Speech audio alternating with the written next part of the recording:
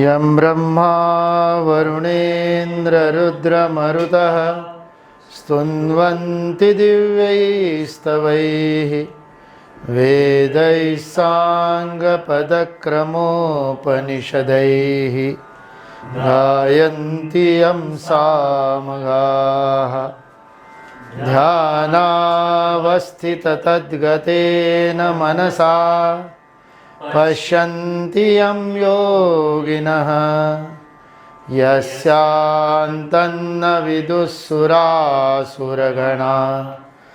देवाय तस्मै नमः। अथ श्रीमद्भगवद्गीतासु षोडशोऽध्यायः। श्रीभगवानुवाच अभयं सत्त्वसंशुद्धिः ज्ञानयोगविवस्थितिः दानं दमश्च यज्ञश्च स्वाध्यायस्तपमार्जवम् अहिंसा सत्यमक्रोध त्यागः शान्तिरपैशुनम् दया भूतेष्वलोलुप्त्वं मार्दवं ह्रीरचापलम् तेजःक्षमा धृतिः अद्रोहो नातिमानिता भवन्ति सम्पदं दैवीम् अभिजातस्य भारत दम्भो दर्पोऽभिमानश्च क्रोधः पारुष्यमेव च अज्ञानं चाभिजातस्य पार्थसम्पदमासुरीम् दैवी सम्पद्विमोक्षाय निबन्धायासुरीमता मा शुचः सम्पदं दैवीम् अभिजातोऽसि पाण्डव द्वौ भूतसर्गौ लोकेऽस्मिन्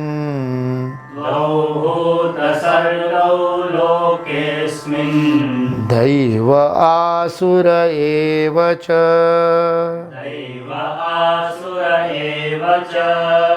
दैवो विस्तरशः प्रोक्त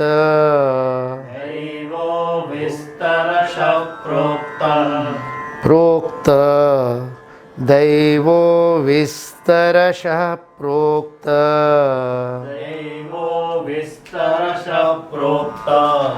आसुरं पार्थ मे शृणु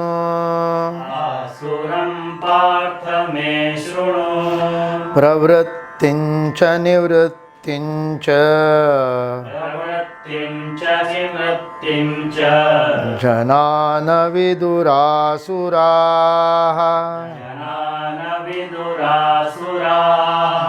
न शौचं नापि चाचारो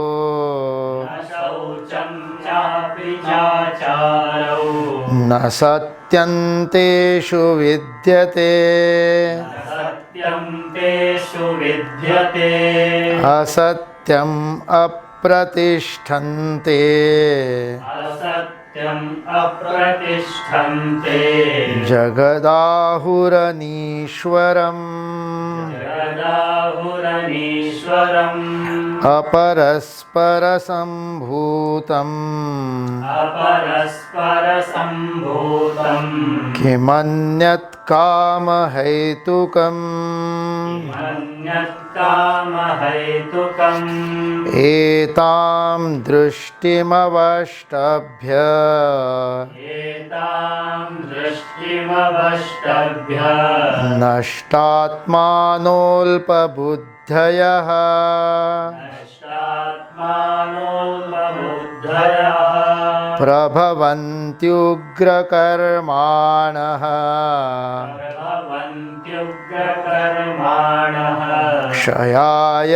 जगतो हिताः क्षयाय जगतो हिताः काममाश्रित्य दुष्पूरम् काममाश्रित्य दुष्पूरम् दम्भमानमदान्विताः दम्भमानमदान्विताः मोहाद् गृहीत्वा सत्ग्राहान् मोहात् गृहीत्वा सद्ग्राहान् प्रवर्तन्ते शुचिव्रताः प्रवर्तन्ते शुचिव्रताः ॐ तत्सदिति ॐ तत्सदिति श्रीमद्भगवद्गीतासु श्रीमद्भगवद्गीतासु उपनिषत्सु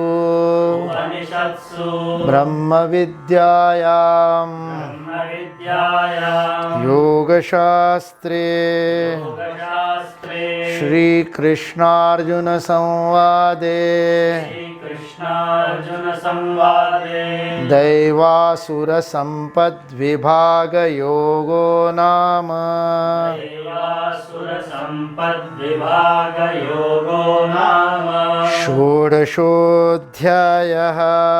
षोडशोऽध्यायः हरि ओं तत्सत् हरि ओं तत्सत् हरि ओं तत्सत् हरि ओं तत्सत् मनुष्य का जन्म विशेष प्रयोजन से है। कुल मिला के मनुष्य जाति का भी प्रयोजन है और उसमें प्रत्येक मनुष्य की अपनी भूमिका के नाते उसका भी प्रयोजन है। दोनों को जानना स्वधर्म है। कल हमने देखा एक बृहत विराट स्तर पर, एक चिति स्तर पर, माइक्रो एंड मैक्रो। आजकल की आधुनिक भाषा में कॉमर्स इकोनॉमिक्स के बारे में चर्चा करते समय वो कहते हैं मैक्रो इकोनॉमिक्स और माइक्रो इकोनॉमिक्स।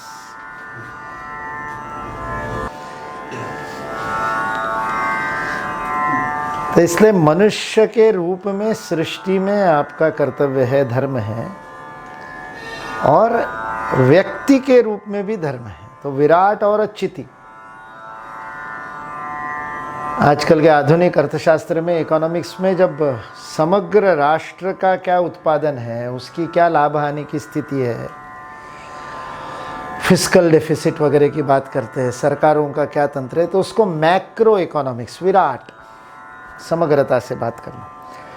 और उसमें जो छोटे व्यक्तिगत स्तर पर उसका जो परिणाम होता है, डिमांड सप्लाई की बात होती है, टैक्सेशन की बात होती है, जिसमें सीधे आपके ऊपर लागू होने वाला है, तो उसको सूक्ष्म स्तर पर माइक्रो इकोनॉमिक्स, सूक्ष्म अर्थशास्त्र। वैसे विराट और चिति दोनों स्तरों पर धर्म है। विराट यानी समग्रता से मनुष्य का सृष्टि में स्थान। अभी ये कोविड-19 के बाद में लोगों ने कहा कि अच्छा हो गया, घरवास हो गया, तो लोगों ने कम वाहन चलाए तो हवा शुद्ध हो गई, कारखाने बंद हो गए तो नदियाँ शुद्ध हो गई। तो लोग अतिरेक यहाँ तक करके चले गए कि मनुष्य नहीं होगा तो क्या बिगड़ जाएगा, पृथ्वी तो सृष्टि तो और अच्छी नहीं। मनुष्य जाति का बहुत महत्वपूर्ण प्रयोजन है। जहाँ मनुष्य का वास नहीं है, ऐसा जो स्थान होता है, वो स्थान वहाँ पर जिस प्रकार से, जैसे विजयनगर साम्राज्य जो एक समय स्वर्ण युग माना जाता था, और जब अंग्रेज़ ने 19वीं शताब्दी में वहाँ के अवशेष ढूंढे, तब वो सारे अवशेष इतस्ततः फैले हुए उस जंगल के बीच में छुपे हुए थे। मनुष्य का स्पर्श होने से जो सौंदर्य, जो लालित्य, जो अनुशासन, जो व्यवस्था उसमें आती है, वह व्यवस्था नहीं थी। इसलिए ये कहना कि मनुष्य का प्रयोजन नहीं है, ये ठीक नहीं है। ये सारा प्रयोजन है। वो अपना प्रयोजन नहीं जानता है तब विनाश करता है।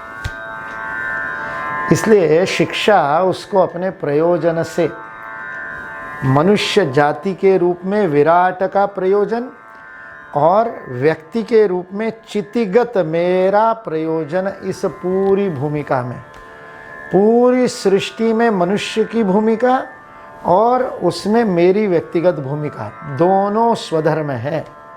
विश्व स्वधर्म सूर्यो वाहो विराट धर्म है, जिसको राष्ट्र धर्म कहते हैं, जिसको समष्टि धर्म कहते हैं, जिसको मानवता का धर्म कहते हैं, समग्र मानवता का धर्म, वो ब्रह्मांड का धर्म है।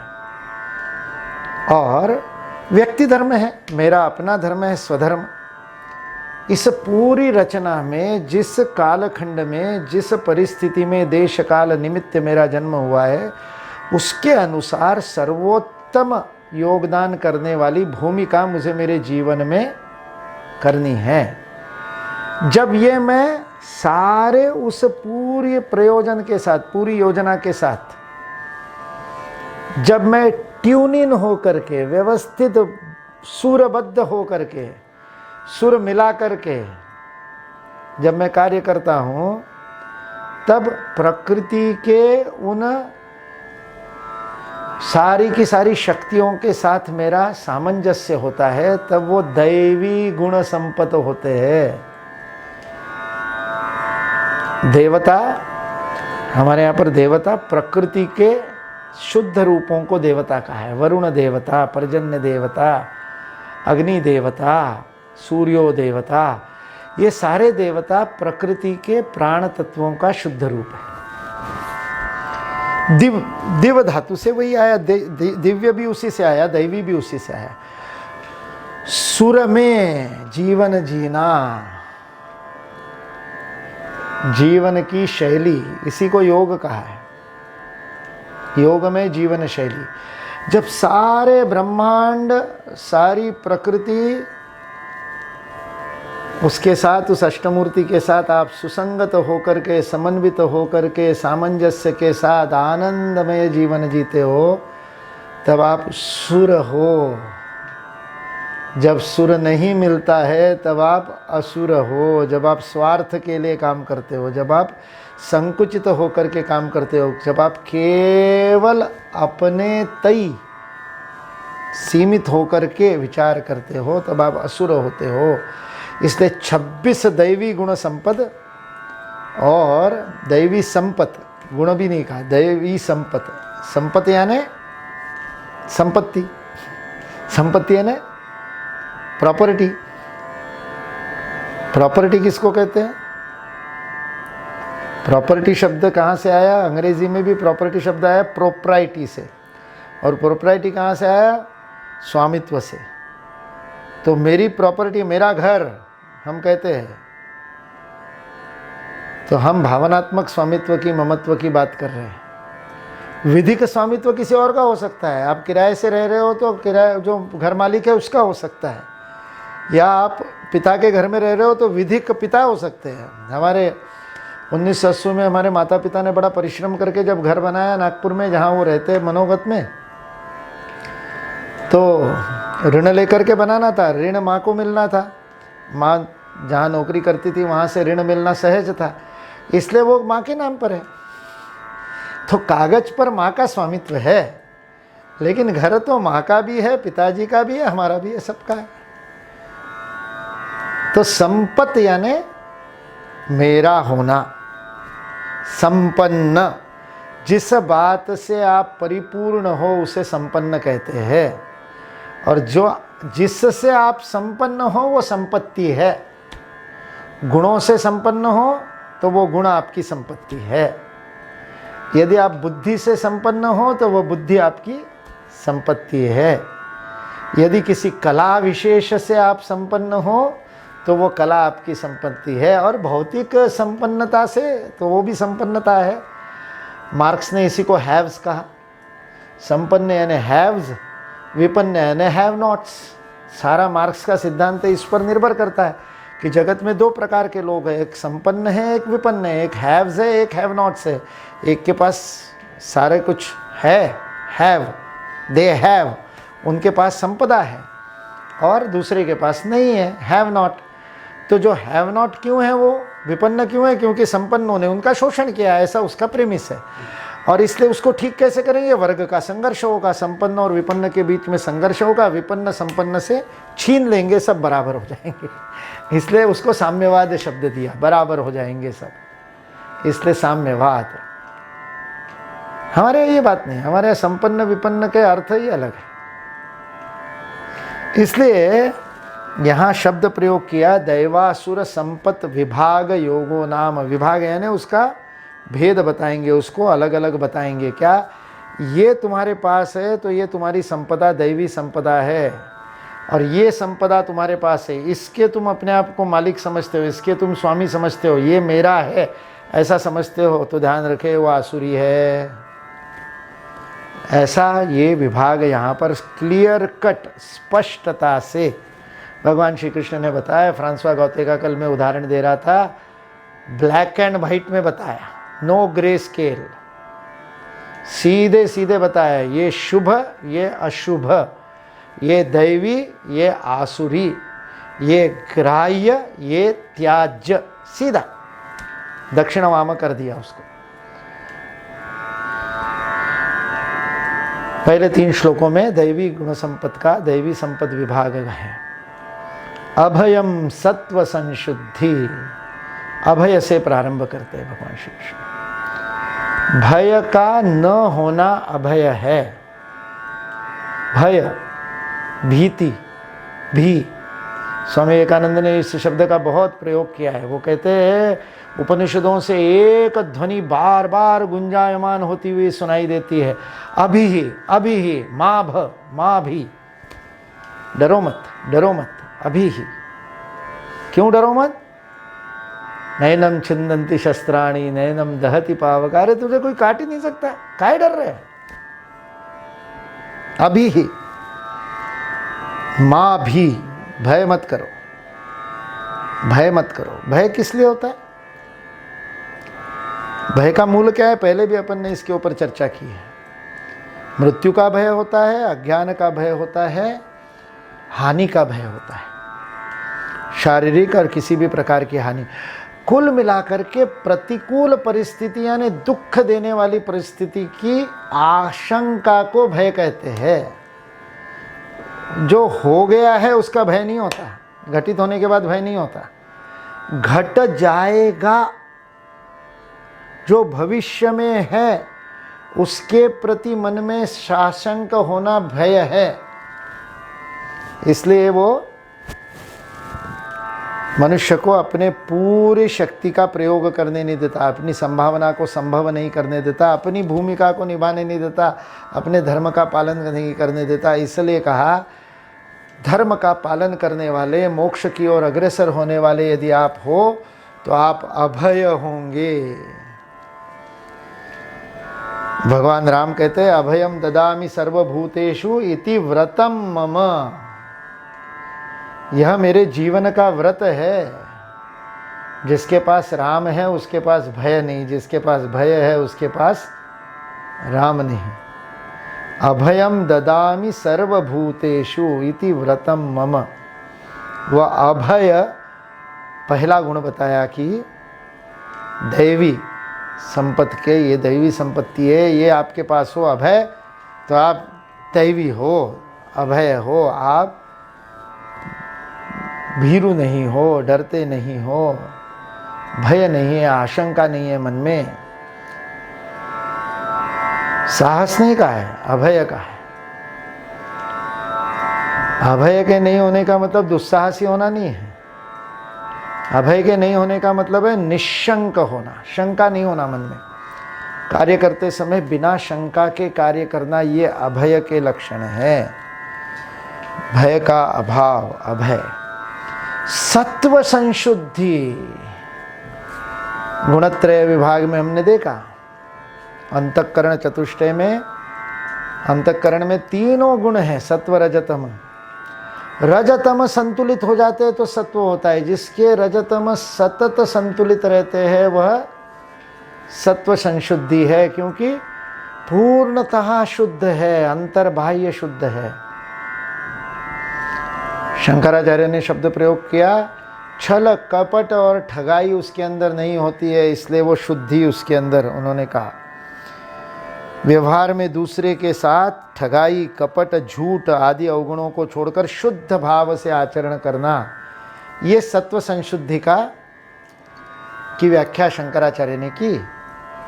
रज और तम के संतुलित होने की नित्यता जब हो जाती है तब सत्व संशुद्धि होती है। फिर उसके मन में कपट नहीं होता, फिर उसके मन में छल नहीं होता, क्योंकि स्वार्थ नहीं होता। फिर वो निष्पाप अनग होकर के आचरण करता है। सत्व संशुद्धि, शुद्धि जो है वह मल त्याग से होती है, विमल होने से होती है, अमल होने से होती है।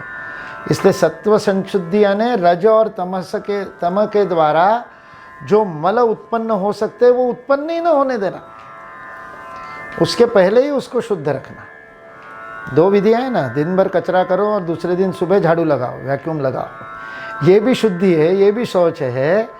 या कुछ फैलने ही मत दो, जो जहाँ है उसको उसी जगह व्यवस्थित रखो, इधर उधर मत रखो। अगर ऐसा हम करते रहेंगे तो हमारी सत्व संशुद्धि होगी। केवल संशुद्धि नहीं, केवल शौच की बात नहीं की है। पहले 13वें अध्याय में शौच शब्द का प्रयोग हुआ है, उससे पहले भी हुआ। यहां संशुद्धि का, सम्यक शुद्धि। विवेकानंद शिला स्मारक पे जाने वाले लोग जब वहां प्रतिक्रिया लिखते हैं तो उस प्रतिक्रिया में सबसे सर्वाधिक लिखी जाने वाली बात यदि कुछ होगी तो वह बात है, ऐसी सफाई हमने, ऐसी स्वच्छता हमने और कहीं नहीं देखी। इतने बड़े बड़े राष्ट्रीय स्मारकों पे जाते हैं, वहाँ सफाई का अभाव दिखाई देता है। बड़े बड़े मंदिरों में जाते हैं, लेकिन यहाँ वही अक्षरधाम मंदिर में भी वही दिखाई देता है, या शेगांव में जाते हैं गजानंद महाराज के वहाँ पर तो वही दिखाई देता है। संशुद्धि ही, सतत शुद्ध, सम्यक शुद्ध, व्यवस्थित शुद्ध, अंतर्बाह्य शुद्ध, सत्व जिसका शुद्ध है, जिसका सार के स्तर तक, बिल्कुल अंतःकरण तक, सूक्ष्म भाव तक शुद्ध है। भाव भी अशुद्ध नहीं प्रकट होते, प्रतिक्रिया भी अशुद्ध नहीं होती, क्रिया भी अशुद्ध नहीं होती, ऐसी सत्व संशुद्धि। और फिर तीसरा कहा, 26 है कुल दैवी संपत्ति। तीसरा कहा ज्ञान योग व्यवस्थिति। ज्ञान और योग में निरंतरता, व्यवस्थिति यानी स्थापित हो जाना, स्थिर हो जाना, एस्टेब्लिश हो जाना, सिस्टम का अंग बन जाना। ज्ञान और योग आपके व्यक्तित्व में अंगीकृतम हो जाते हैं, आत्मसात हो जाते हैं। ज्ञान यानी जानना, एकत्व को जानना, और उस जानने के लिए जो इंद्रियों का निग्रह करना पड़ता है, शास्त्र से, आचार्य से, अनुभूति से सत्य का ज्ञान करना, और उस ज्ञान के लिए आवश्यक इंद्रिय निग्रह करना, ध्यान आदि धारण करना, वो योग। ये दोनों जिसके जीवन में व्यवस्थित हो जाते हैं वो दैवी संपत्ति है। कभी कभी तो खूब जिज्ञासा मन में जगती है, तब खूब मन में आता है ये भी जान जाऊँ, ये भी जान जाऊँ, ये भी प्रश्न पूछ लूँ, वो भी पूछ लूँ, और बाद में कुछ दिन सोते रहते हैं।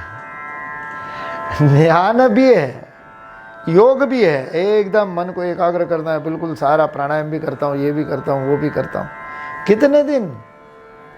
व्यवस्थित ही नहीं है। ज्ञान है, योग है, कभी ज्ञान है, कभी योग है, कभी ज्ञान और योग दोनों है, कभी दोनों नहीं है।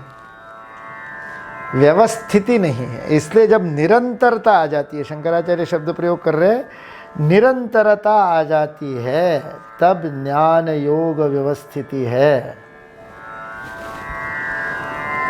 रामानुजाचार्य उसको कहते हैं, जब आत्म स्वरूप के विवेचन में निष्ठा आ जाती है, तब ज्ञान योग व्यवस्थित हो जाता है। जब आपको स्वयं का भान सतत रहने लगता है, तब वह उसको ज्ञान योग व्यवस्थिति कहा है। अंतःकरण की एकाग्रता से ज्ञान होता है, उस एकाग्रता को करने का नाम योग है, जिसी को बुद्धि योग कहा। यानी योग यानी जुड़ना, युज्यते अनेन इति योगः।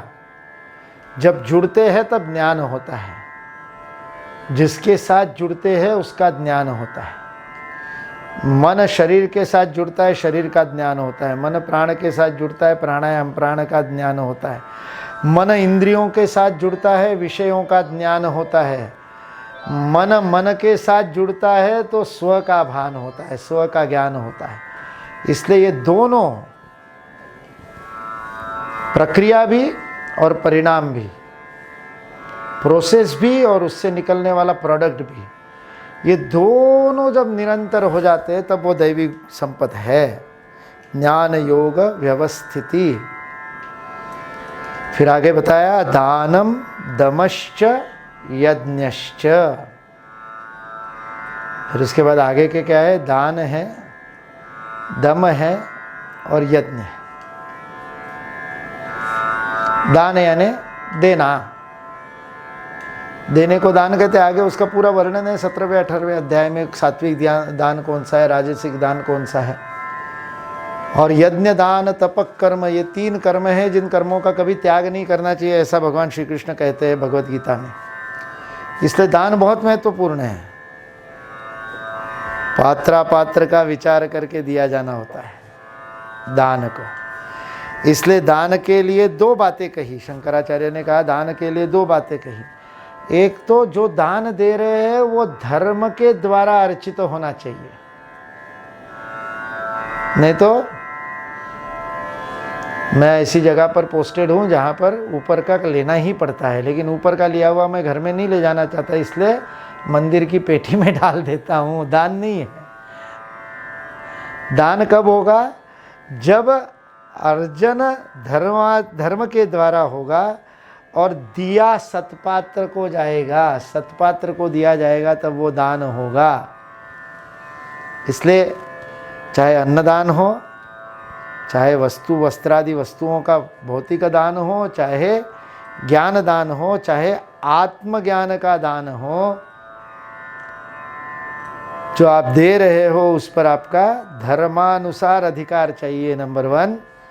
और नंबर 2, उसको जिसको दे रहे हैं वो पात्र होना चाहिए, उस दान को ग्रहण करने की उसमें पात्रता होनी चाहिए। यह दान आपके जीवन का जब अंग बन जाता है तब वो आपकी संपत्ति बनता है। कभी कभी देने से नहीं बनता, कभी कभी आप देते हो, वो दान नहीं है। दान देना आपका स्वभाव हो जाता है। इसलिए कर्ण भी दान दे रहा है और युधिष्ठिर भी दान दे रहा है। युधिष्ठिर भी प्रतिदिन दान देता है। जीवन का अंग बन जाता है देना। सत्पात्र देना जीवन का अंग बन जाता है, स्वभाव बन जाता है। मन में वह भाव रहता है सतत देने का। यह देना, यह दान। फिर उसके बाद का दम, इंद्रिय का निग्रह करना, दम। बाह्य इंद्रियों का निग्रह करना, दम। इंद्रियों को रोकना, संयम करना,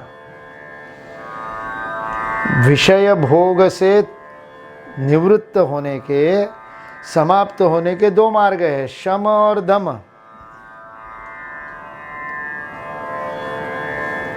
शम यानी शमन करना, तृप्त हो जाना,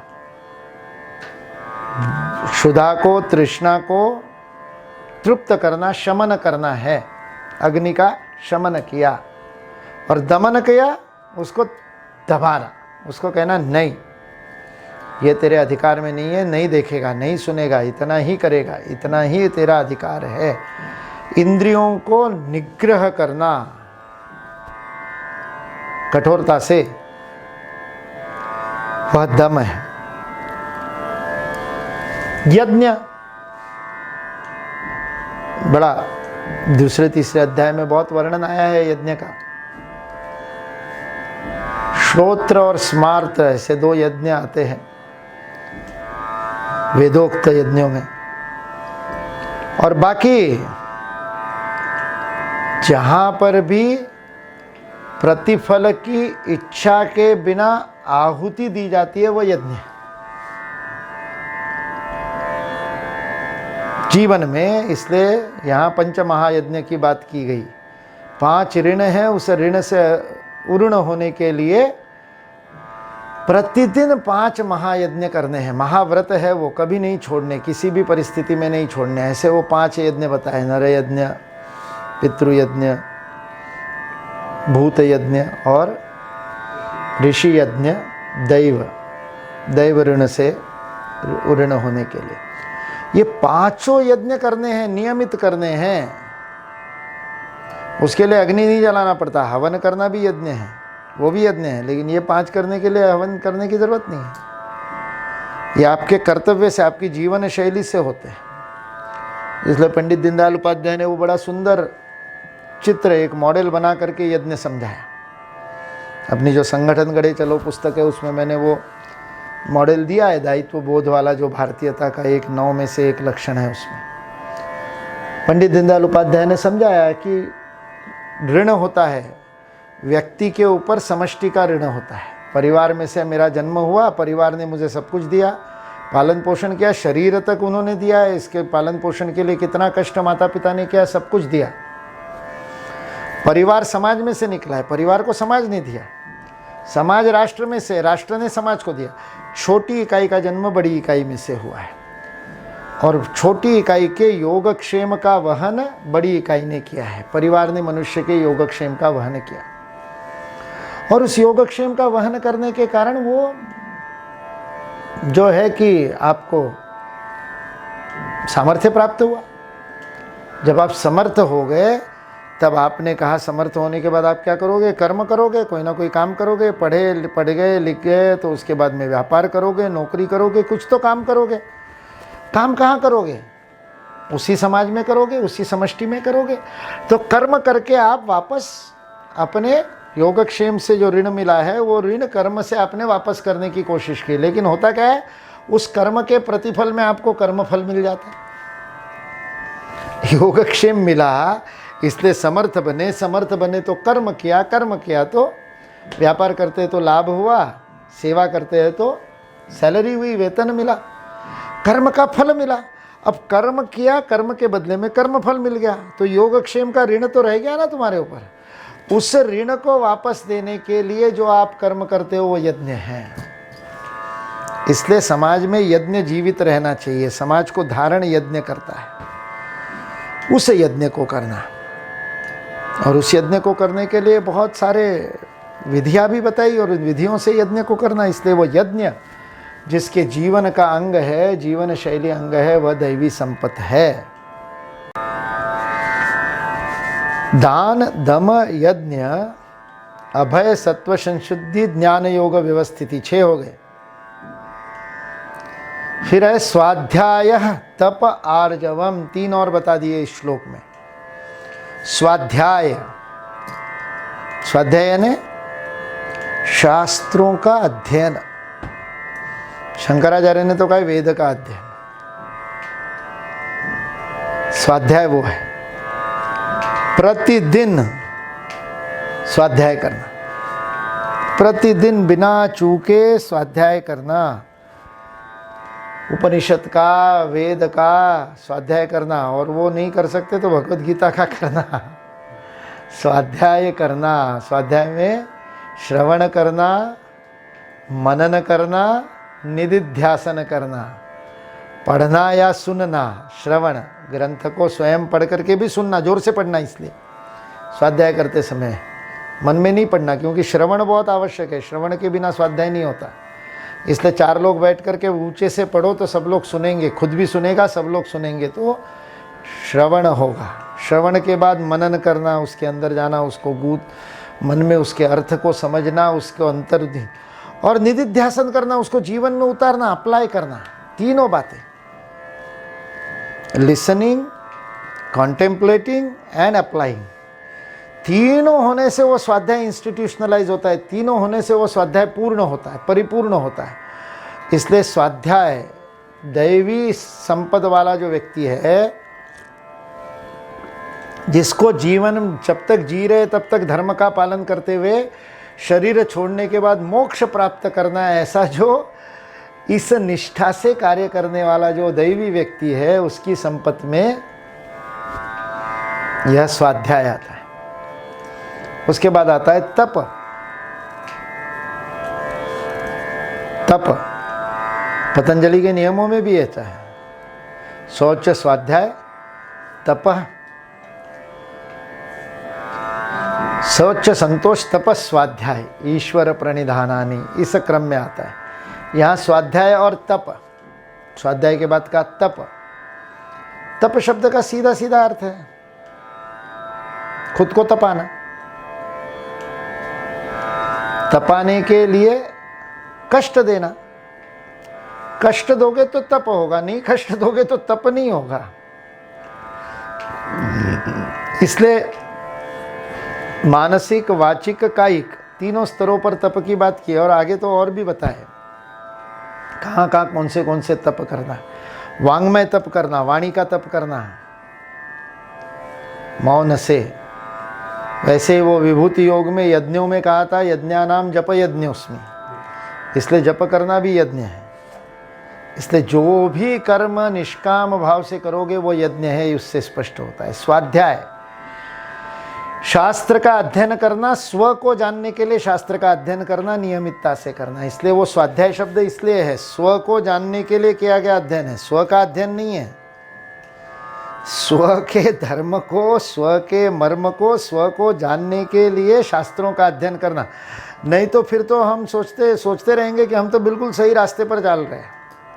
बीच में मैंने एक शब्द प्रयोग किया था 2-3 दिन पहले गीता स्वाध्याय में, सुडो स्पिरिचुअल, छद्म आध्यात्मिक लोग। क्यों?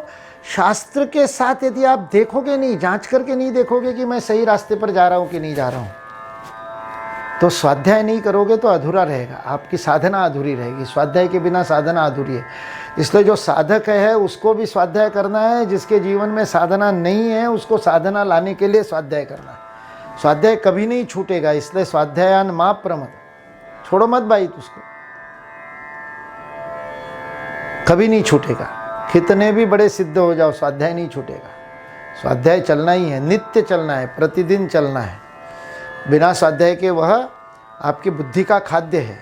जैसे आपके शरीर को आहार चाहिए वैसे बुद्धि को आहार चाहिए, इसलिए स्वाध्याय। और तप, दम का इंद्रिय निग्रह के लिए भी तप आवश्यक है, खुद को शुद्ध करने के लिए, चित्त शुद्धि के लिए भी तप आवश्यक है, किसी भी प्रकार के ज्ञान की प्राप्ति के लिए तप आवश्यक है। तपसा ब्रह्म विजिज्ञासस्व, वारुणी विद्या में बताया उसको, भृगुर्वई वारुणी को, पिता ने बताया वारुणी को, तप करो भाई, तप किए बिना कुछ नहीं मिलेगा। तो इसलिए तपाना, तपाना यानी बहुत सरल शब्दों में कहा जाए तो मन के विरुद्ध काम करना। मन को जो अनुकूल रखता है, मन को जो अच्छा लगता है, उसके थोड़ा सा आगे जाकर के अपनी क्षमता को जांचते हुए अधिक कष्ट देना। इसलिए वो 108 सूर्य नमस्कार कुछ दिनों बाद आदत हो जाती है, तो 108 में तप नहीं होता, फिर 120 करने पड़ते तप करने के लिए, फिर 140 करने पड़ते तप करने के लिए, क्योंकि तपना बंद हो गया। 108 में तो तपता ही नहीं है, 108 तो सहज हो गए। शरीर की क्षमता से परे जाना, शारीरिक तप है, वाणी का भी और मन का भी, तीनों स्तरों पर तप करना। और आर्जवम, उसको भी अपन ने क्षेत्र विभाग में रुजुता के बारे में, सरलता के बारे में, आर्जवम यानी बिल्कुल सीधा सरल, सीधी रेखा में चलने वाला, सीधी रेखा में विचार करने वाला, ये आर्जवम कितना पवित्र है, कितना सरल है, किसी व्यक्ति को देख करके मन में आता है क्या अद्भुत सरलता है। जो मन में जो अंदर है वही बाहर है, कोई कपट नहीं है, कोई कुटिलता नहीं है। आर्जव के विपरीत है कुटिल, रुजु के विपरीत है कुटिल। कुटिल यानी जो कुछ छिपाता है। इसलिए भगवान राम के लिए महर्षि वाल्मीकि अनेक विश्लेषण इस्तेमाल प्रयोग किए, जैसे कहा अभयम ददामि सर्वभूतेषु, वैसे रामो विग्रहवान धर्म, ये भी एक है। इस बहुत सुंदर विशेषण मुझे लगता है वाल्मीकि द्वारा दिया हुआ वाल्मीकि रामायण में, रहस्य रहितम चरितम, राम के जीवन में रहस्य नहीं है, रुजुता है, जो अंदर है वही बाहर है। आर्जवम तो वो दैवी है, क्योंकि फिर वो माइक्रो और मैक्रो को ध्यान रखना, अपना धर्म अपनी भूमिका निभानी है। जहां आपने कुटिलता लाई, आपकी भूमिका आपको समझ में नहीं आएगी। इसलिए आर्जवम, सरलता, काठिन्य नहीं है, सरलता है। आगे मार्दवम भी कहा है, मृदु मुलायम भी कहा है, मृदुता भी चाहिए, मार्दवम भी चाहिए, अगले श्लोक में आएगा। अब यम आ रहे, यमों के भी कुछ भाग आ रहे, उधर नियम आ गए, शौच की जगह संशुद्धि आ गया है, संतोष आगे आएगा अलोलुत्वम में, और तपस्वाध्याय भी आ गया, ईश्वर प्रणिधान भी आएगा। अहिंसा, हिंसा न करना, कष्ट न देना, जानबूझ करके किसी को कष्ट न देना, यह अहिंसा का एक सीधा सीधा अर्थ है। दूसरा अहिंसा का अर्थ क्या है? व्यवस्था को बनाए रखना। अहिंसा, प्रकृति में जो व्यवस्था है उस व्यवस्था को बनाए रखना, क्योंकि मनुष्य को स्वातंत्र्य है, वह चाहे जैसा कर्म कर सकता है। बाकी सृष्टि में किसी भी योनि में स्वातंत्र नहीं है, वो भोग योनि है, प्रोग्राम्ड है, लिमिटेड विकल्प है, सीमित विकल्प है उनके सामने, लिमिटेड चॉइस है, लिमिटेड ऑप्शंस है। कई बार दोहरा चुका हूँ कुत्ते वाला उदाहरण, पत्थर मारोगे तो भागेगा, काटेगा या भौंकेगा, 3 के बाद में चौथा विकल्प नहीं है। चौथा विकल्प लाना है तो ट्रेनिंग देनी पड़ेगी। जीवन में चौथे की आदत डालनी है तो कुत्ते को ट्रेन करना पड़ेगा। लेकिन उसको जो प्रकृति ने ट्रेन किया है वो इन 3 बातों के लिए ट्रेन किया है, काटेगा, भागेगा या भौंकेगा, चौथा विकल्प नहीं। मनुष्य के पास अनंत विकल्प है। किसी ने पत्थर मारने पर क्या करेगा?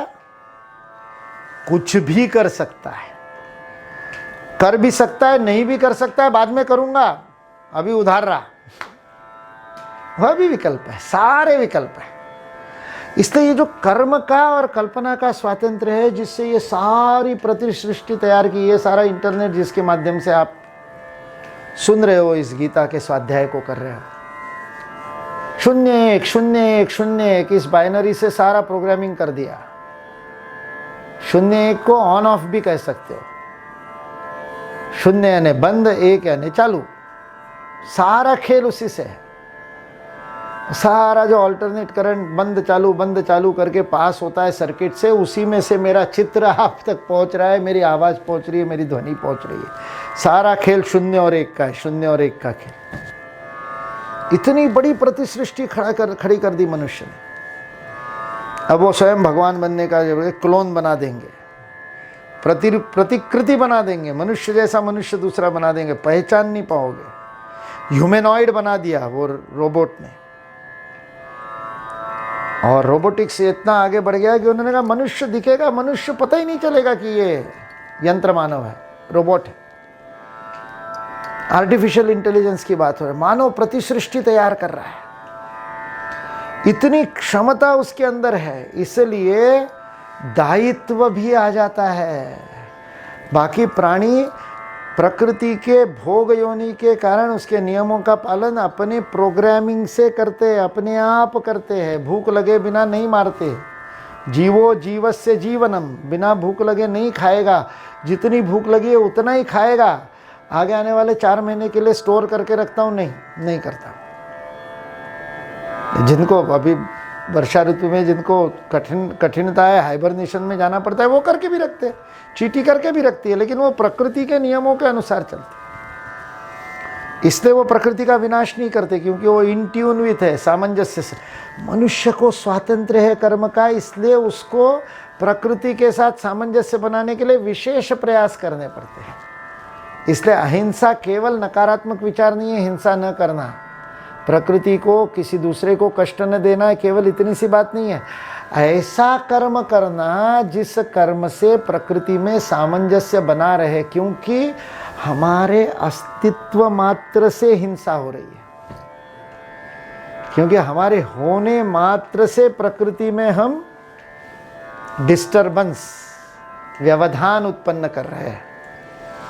स्वामी विवेकानंद का बहुत सुंदर वाक्य है, एक बार आप श्वास लेकर के छोड़ते हो तो लाखों बैक्टीरिया मर जाते हैं, लाखों जीवाणु मर जाते हैं। इसलिए वो जैन साधु अपने मुंह के सामने वो पट्टी लगाते हैं, बोले हिंसा कम होगी, उससे कम मरेंगे। तो आजकल मास्क लगाने से सब जैनी बन गए, तो कम हिंसा कर रहे। आपका अस्तित्व ही है प्रकृति को कुछ ना कुछ व्यवधान पैदा कर रहा है, इसलिए प्रयत्न पूर्वक आपको ठीक करना पड़ेगा। इसलिए अहिंसा इज नॉट निष्क्रियता, हिंसा न करने की निष्क्रियता नहीं है। इसलिए अहिंसा परमो धर्म को इसलिए गलत समझा गया, इसलिए वो सक्रिय अहिंसा है, एक्टिव नॉन वायलेंस। सक्रिय अहिंसा क्या है? व्यवस्था के पुनर्निर्माण के लिए, रिसर्जेंस के लिए काम करना, रिसर्च फॉर रिसर्जेंस। अहिंसा के लिए तप। व्यवस्था जो मेरे होने मात्र से, मेरे श्वास लेने से, मेरे चलने से, बोलने से, फिरने से, ये अभी कागज का उपयोग कर रहे हैं तो पेड़ कट रहे, ये अंतरताने का उपयोग कर रहे हैं तो बिजली प्रयोग में आ रही, तो बिजली प्रयोग में आ रही तो पता नहीं कहाँ ना कहाँ thermal power station, nuclear power station, क्या ना क्या चल रहा होगा। आप एक ईमेल भेजते हो तो कितनी बिजली उसमें लगती है।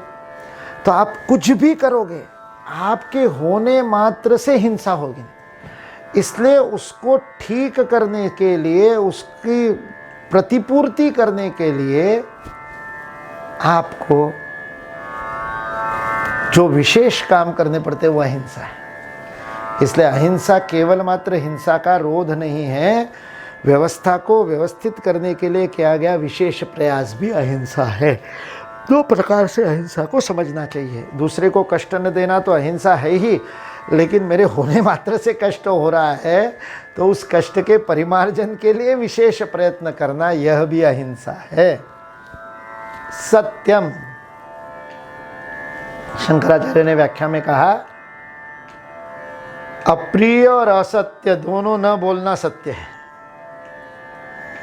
इसलिए जो जैसा है वैसा यथार्थ यदि हम अभिव्यक्त कर सके तो वो सत्य की परिभाषा है।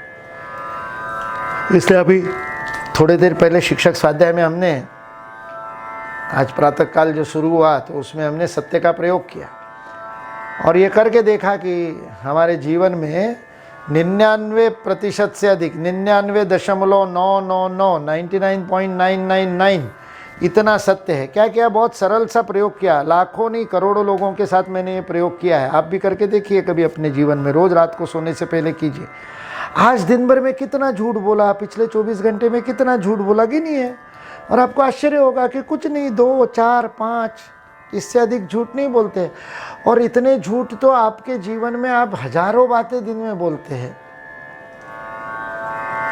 तो 10 भी यदि आपने झूठ बोले तो 0.1% है।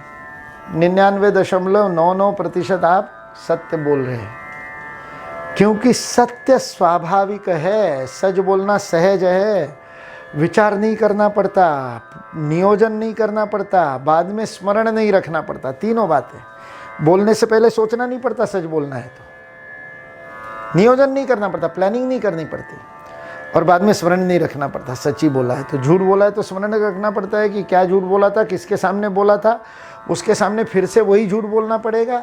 उतना ही नहीं, उसका जो मित्र है उसके सामने भी वही झूठ बोलना पड़ेगा ताकि पोल ना खुले। तो बहुत कष्ट है भाई, सत्य बहुत सरल है। इसलिए आर्जवम होगा तो सत्य भी आएगा, तो सत्य का आचरण करेगा, सच बोलेगा, कोई दिक्कत नहीं उसको। अक्रोध, क्रोध है यानी क्या? काम की पूर्ति न होने से जो मन के ऊपर तरंग उठती है उसको क्रोध कहते हैं। संगात संजायते कामः, कामात क्रोधो भी जायते। काम की पूर्ति न होने से, अपनी इच्छा की पूर्णता न होने से जो मन में विकार उत्पन्न होता है वह क्रोध है। अब वो अभिव्यक्त होता है, कभी कभी नहीं होता अभिव्यक्त, हर बार अभिव्यक्त हो ही सकता है ऐसा नहीं। अपने से बड़ों के सामने क्रोध आता है, मन में रखना पड़ता है। पिता के सामने पुत्र क्या बोलेगा, या बॉस के सामने क्या बोलेगा, सर बिल्कुल आप बहुत सही कह रहे हैं, मन में पता नहीं अंदर ही अंदर क्रोध हो रहा है, अंदर ही अंदर प्रतिकूलता आ रही है, क्योंकि आपका काम पूर्ण नहीं हो रहा, आपके इच्छा पूर्ण नहीं हो रही, इसलिए अंदर ही अंदर क्रोध है, बाहर अभिव्यक्त नहीं हो रहा। अक्रोध है यानी क्या? क्रोध ना करना संभव नहीं है। क्रोध तो करोगे, लेकिन उस क्रोध का परिमार्जन करना आना चाहिए, नहीं तो वो क्रोध आपको ही खा जाता है।